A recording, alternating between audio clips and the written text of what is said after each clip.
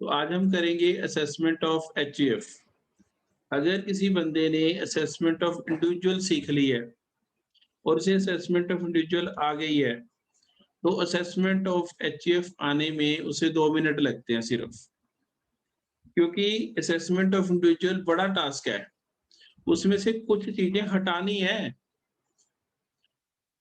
Assessment of individual में ज्यादा चीजें हैं, असेसमेंट ऑफ एचईएफ में उससे कम है, बट इम्पोर्टेंस उससे ज्यादा है। असेसमेंट ऑफ एचईएफ के सिर्फ 10 क्वेश्चन हैं टोटल, जो हमारी बुक में है। 3-4 एग्जाम्पल हैं। हम 10 ईयर के भी 2-4 क्वेश्चन कर लेंगे, फिर भी 15 नंबर का एक क्वेश्चन आता है। सेकंड यूनिट है ये। This is part of second unit. और सेकंड यूनिट में 3 चैप्टर हैं बेसिकली, बट 2 ही माने जाते हैं, तीसरा एंड में करेंगे। 2 चैप्टर है, एक असेसमेंट ऑफ एचईएफ और एक असेसमेंट ऑफ पार्टनरशिप फर्म। दोनों से 15-15 मार्क्स का क्वेश्चन आता ही आता है।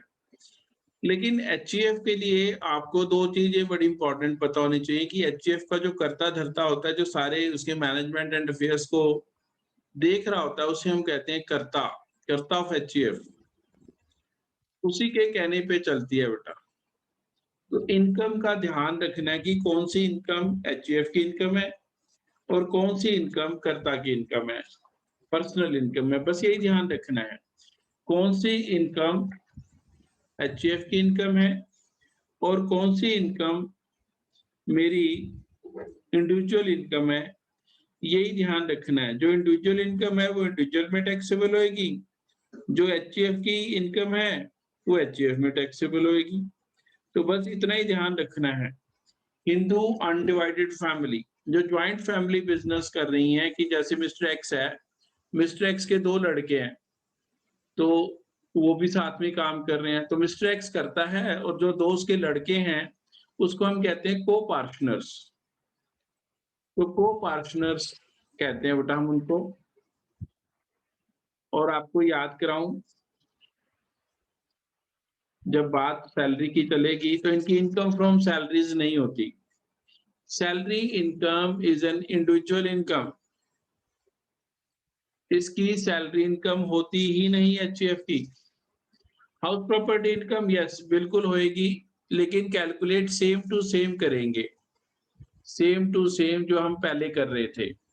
बिजनेस एंड प्रोफेशन इनकम बिल्कुल सेम है, लेकिन salary and interest paid to karta and copartners is allowed as business expense. पहले हम इसे नॉन बिजनेस एक्सपेंस मानते थे, salary to self, interest to self. लेकिन यहाँ पर in case of HEF, salary and interest paid to karta and copartners is treated as business expense. तो हम इसको बिजनेस एक्सपेंस मानते हैं बेटा। तो जितने भी सैलरी देंगे पार्टनर्स को, कर्ता को, it is treated as business expense. इसमें कोई बेटा वो नहीं है। Salary paid to karta, interest paid to karta, treated as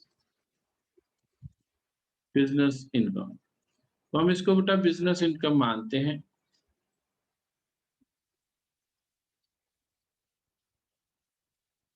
इसके बाद बेटा इनकम फ्रॉम कैपिटल गेन, ये सेम टू सेम है, बस एक ही चेंज थी, बाकी सारा सेम है बेटा। Then income from other sources, ये भी सेम टू सेम है। हाँ, इसमें मैं आपको बता देता हूँ छोटी सी बात जो मैं अभी आपको बता रहा था। लॉटरी टिकट खरीद ली। लॉटरी टिकट अगर कर्ता ने अपने पैसों से खरीदी है, अपनी पर्सनल इनकम में से खरीदी है, तो वो उसकी पर्सनल इनकम है। अगर एचयूएफ के फंड्स लगाए हैं, Hindu undivided family joint family business के पैसे लगे हैं, तो जो इनकम आएगी वो एचयूएफ की होगी। अगर इंडिविजुअल मेरी अपनी सैलरी इनकम है, उससे मैं मकान खरीद लेता हूँ, तो वो जो मकान खरीदा उससे जो इनकम आएगी वो मेरी इनकम है, एचयूएफ की इनकम नहीं है। अगर एचयूएफ अपने फंड्स डालकर मकान खरीदती है लेकिन ये बताएगा कौन कि किसके फंड्स लगे हैं? The best person who will tell us is the karta. जो कर्ता कहेगा that will be agreed upon. अगर कर्ता कहता है इंडिविजुअल इनकम है मिस्टर एक्स की, तो इंडिविजुअल इनकम है। वो कहता है नहीं फैमिली इनकम है, तो एचयूएफ में डाल लेंगे। इसमें कोई दिक्कत नहीं है बेटा, जो वो कहेगा वैसे ही हम कर लेंगे। इसके बाद आ जाता है बेटा चारों हेड को जोड़कर हमारी आ जाएगी ग्रॉस टोटल इनकम जीटीआई।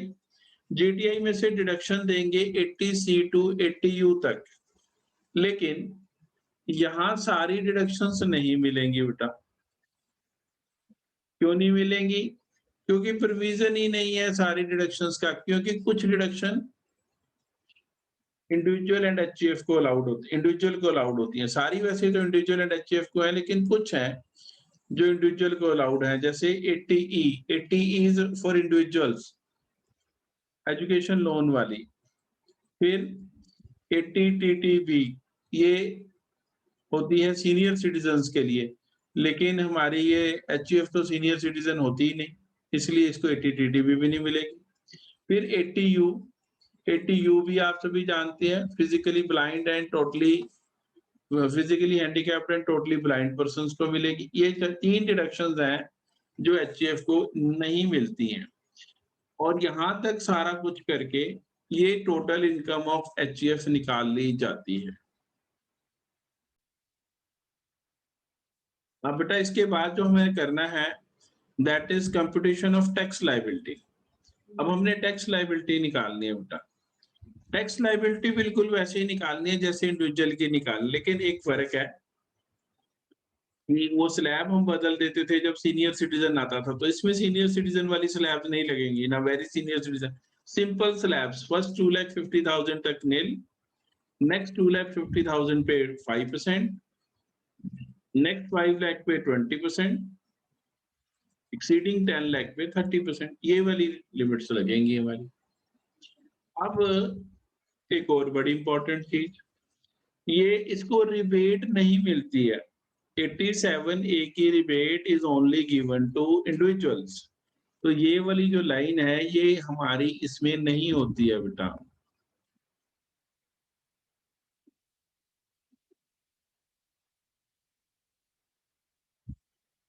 तो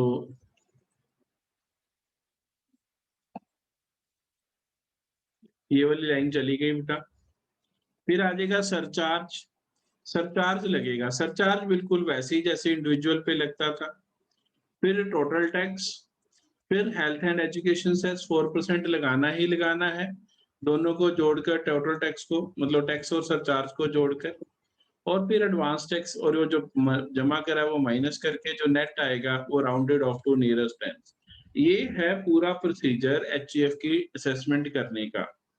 और अगर आपको असेसमेंट ऑफ इंडिविजुअल की हो तो आप देख पा रहे हैं कितना हमने कम कर दिया, उसमें से कुछ चीजें हटा दी, बल्कि ऐड कुछ नहीं करा, हटाई ही है। तो जब हमने बड़ा पोर्शन सीख लिया है तो छोटी चीज तो हमें आती ही है, we will be able to do it very easily. हाँ बेटा, तो ये हमारी salary of B as a manager of the company ये नहीं आएगी, दिस इज इंडिविजुअल इनकम। पहले ऊपर से पहली लाइन पढ़ ले। A is the karta of HUF, A karta है। The family consist of A and B, his 2 brothers B and C as co-partners. The family and the co-partners has the following incomes and investment for the year ended 31st March 2020. और को partner कैसे बनता है, family में कैसे मेरा हिस्सा बनेगा? By the birth. अगर मैं उस फैमिली में मेरा जन्म हो जाता है तो I will be automatically treated as co partner of the family. तो को पार्टनर मैं बाय बर्थ बनता हूँ, इसमें मेरा कोई रोल नहीं है। अब तक तो सैलरी नहीं आएगी, salary is always an individual income, इसकी सैलरी इनकम नहीं होती।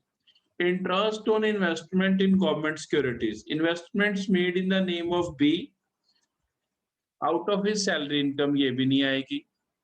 Investments made in the name of A out of made of family funds, ये आ जाएगी। या तो फैमिली फंड्स लिखा हो, अगर नहीं लिखा होगा तो भी हम यही मानेंगे। Income from house property, municipal value of house property municipal value of ancestral house, ये तो सेल्फ ऑक्युपाइड है, ये तो सेल्फ ऑक्युपाइड, एक सेल्फ ऑक्युपाइड हाउस इनको भी एग्जाम्प्ट होता है, तो ये एग्जाम्प्ट है। Rent received from a house in the name of a purchase out of family funds, नाम किसी के भी हो, इससे कोई फर्क नहीं पड़ता, ए के नाम हो, बी के नाम हो, सी के नाम हो, डी के नाम हो, किसी तो नाम तो किसी के लेंगे ही। देखना है पैसे किसने लगाए हैं, अगर फैमिली ने लगाए हैं तो फैमिली इनकम, मैंने लगाए हैं तो मेरी income. Income from business and profession, profit from family business, ये आ जाएगा बिल्कुल ठीक। Income from profession as lawyer, lawyer carried on by C, ये नहीं आएगा। सैलरी इनकम और प्रोफेशनल इनकम पर्सनल इनकम होती है, ये नहीं आएगी। कैपिटल गेन आ जाएगा, long term capital gain on sale of plot, short term capital gain on sale of shares. Then income from interest on fixed deposits, ये कुछ नहीं लिखा तो ये हम मानेंगे कि दिस इज इनकम फ्रॉम, ये एचईएफ की इनकम है। The family has paid a sum of rupees 45,000 towards LIC. Sum assured 4 lakh, तो 4 lakh का बेटा हम निकालेंगे 20%, क्योंकि ये 10-11 में पॉलिसी ली है। अगर पॉलिसी ली होती 2013 के बाद फिर होती है 10%, 2013 से पहले है तो 20% ऑफ सम एश्योर्ड और actual premium paid whichever is less. The family has deposited rupees 4,000 is national saving scheme, वो खोलनी पड़ेगी, लास्ट पे लाइन कट गई है, तो ये बेटा 4,000, ये भी, ये 45,000, ये 4,000, both are deductions under section 80C। और इसके बाद बेटा देखते हैं, पहले आप ये देखें कि इसमें बेटा कोई दिक्कत आ गई आपको कि नहीं आ गई। अगर यहाँ तक कोई दिक्कत नहीं है फिर आगे चलते हैं बेटा।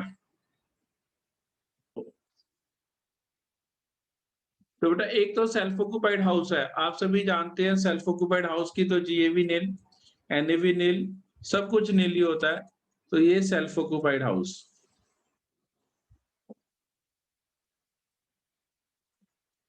सेल्फ ऑक्युपाइड हाउस की जीरो वैल्यू, नील, इसकी वैल्यू लेंगे हम नील। दूसरा हाउस लेट आउट हाउस,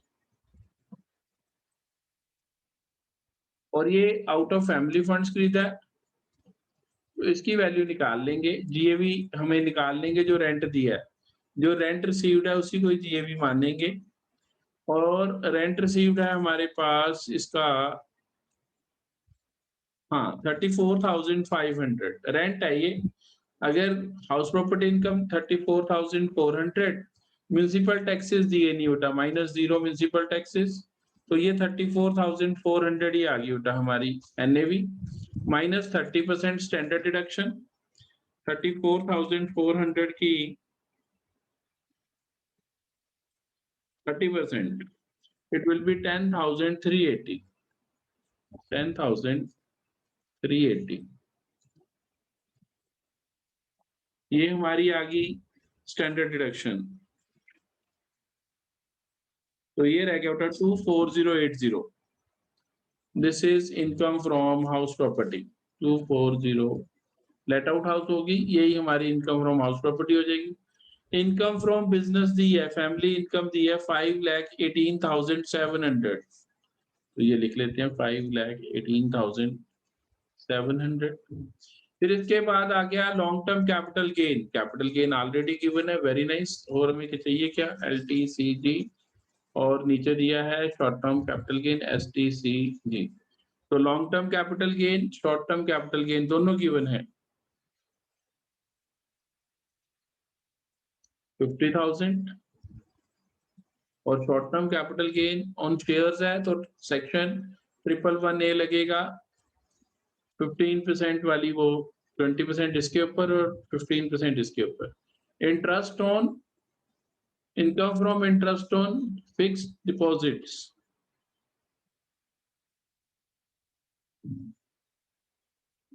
तो ये आ जाएगा interest on FD, fixed deposits 26,000, सारे डायरेक्ट बेटा लिख दिए जो टैक्सेबल है। और दूसरा बेटा एक और था ऊपर, ये रहा, investment made in the name of A out of his family funds 9,000, interest on government securities in the name of A, ये आ जाएगी इंटरेस्ट ऑन गवर्नमेंट सिक्योरिटीज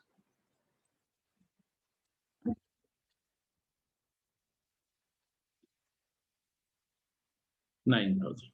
इस सारों को उठा प्लस कर लेते हैं, सारों को जब प्लस करेंगे तो हमारी जो आ जाएगी उठा we will lead to GTI, और जीटीआई आ गई हमारी।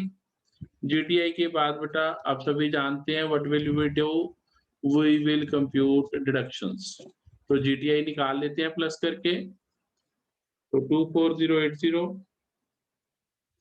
Plus 5,18,700 plus 90,000 long term and short term capital gain plus 35,000, तो 6,67,780 is our gross total income। ये जीटीआई आ गई। अब 80C की डिडक्शन मिलेगी, आप सभी जानते हैं इसे, ये वाली डिडक्शंस तो मिलेंगी नहीं जो हमने लिखी है, लेस 80C वाली डिडक्शन, लेस 80C। 80C की क्लियर कट दे रखी है अमाउंट, एक तो 45,000 रुपीज बेटा हमने जमा कराया था LIC में, 45,000 LIC का, प्लस 4,000 नेशनल सेविंग स्कीम में जमा कराया, तो टोटल 80C की जो डिडक्शन मिली दैट वाज 49,000, और 2,000 की मेरे ख्याल उसमें जमा कराया उसने मेडिकल हेल्थ इंश्योरेंस प्रीमियम में। The family had paid health insurance premium of 2,000 by check under Mediclaim 80D, medical health insurance premium paid by cheque होना चाहिए, बिल्कुल सही, लेस इंडिविजुअल एंड HF को रिडक्शन है 80D की,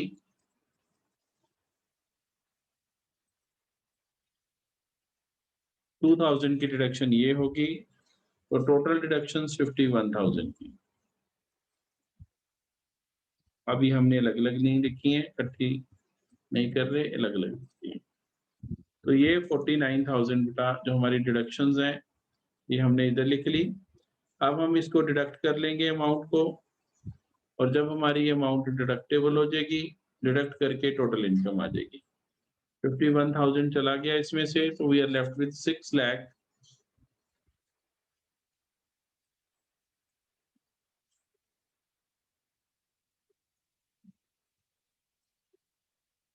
16,780।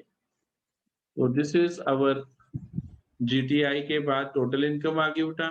अब इसके ऊपर हम टैक्स निकालेंगे जैसे पहले निकाल रहे थे, सिर्फ रिबेट नहीं देनी।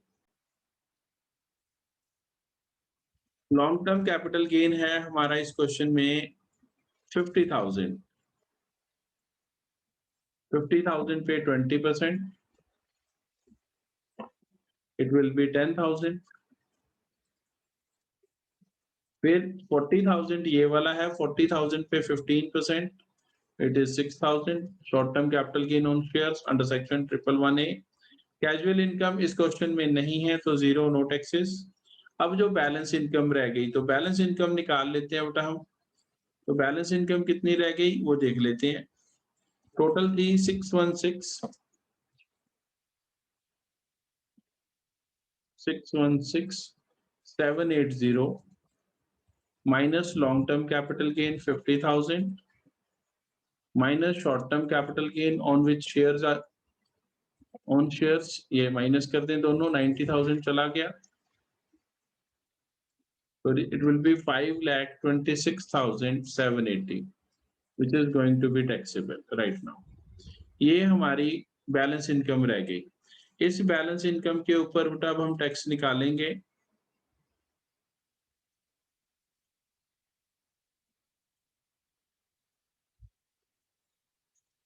ये बैलेंस इनकम, अब इसके ऊपर ये स्लैब चलेंगी बैलेंस इनकम के ऊपर।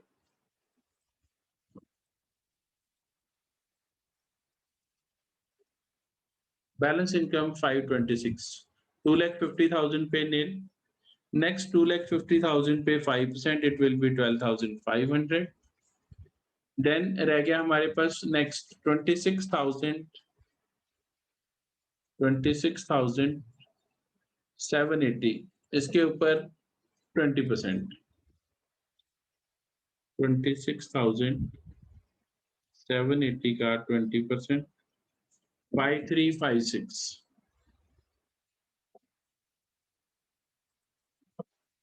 और एक्सीडिंग 10 लाख ये है ही नहीं, ये बचा ही नहीं हमारा, ये वाली लाइन हम जाने देते हैं। अब ये टैक्स आ जाएगा, जो टैक्स का अमाउंट है। अब हम इसको टोटल कर लेते हैं, जो भी अमाउंट ऑफ टैक्स बनेगा।